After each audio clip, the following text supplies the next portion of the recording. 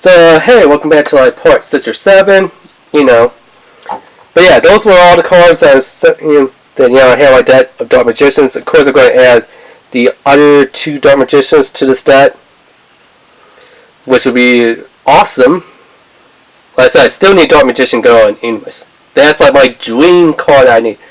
And yes, I know there's other Dark Magician Girls out there. There's Gaga Magician Girl, Dark Magician Girl. Just like this Gaga Dark Magician. There's the Fruit Magician Girls, where you have chocolate, strawberry, apple, lemon. I believe there's another one. And it's that there's kind of like this whole kind of like Azalea the Forbidden One / Destiny board thing where you summon one like apple magician girl and then she summons another magician girl and so on and so forth. And if you have all of them, some kind of special card, super duper effect kicks into place. Yeah, I mean that's kind of cool. Those ones would be kind of cool to have, but like I said, the OG, Dark Magician Girl, that one would be super duper awesome. Right there, if I had the Dark Magician Girl English edition, the old school Yugi version, no Japanese one, none of the other ones, I would consider my deck to be complete. Awesome. Now for $14.99 from the Fairfield Company over at Target, is this deck worth it?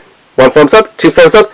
If I had more hands and replace my fears with thumbs, that'd be a lot more thumbs up.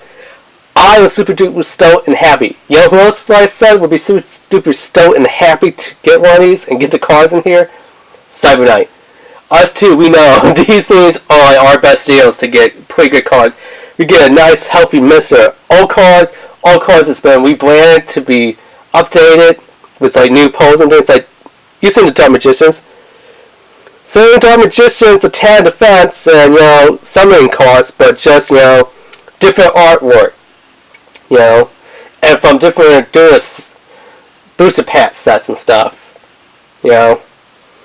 But still, I mean, for about $15, $14.99, I love it. It's great. It's like I said, it's a great way to get your hands on some old packs that you don't know about, some old random cards, some new reprints of old cards and stuff. I think it's pretty cool and awesome.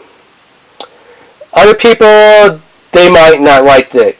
So, and definitely seeing that it comes from the Fairfield Company, they're going to be a little more pro. I know Leonhard doesn't like the Fairfield Company when they do Pokemon stuff, but you got to kind of go in with the right mind and knowing what you're actually buying and what you might actually get.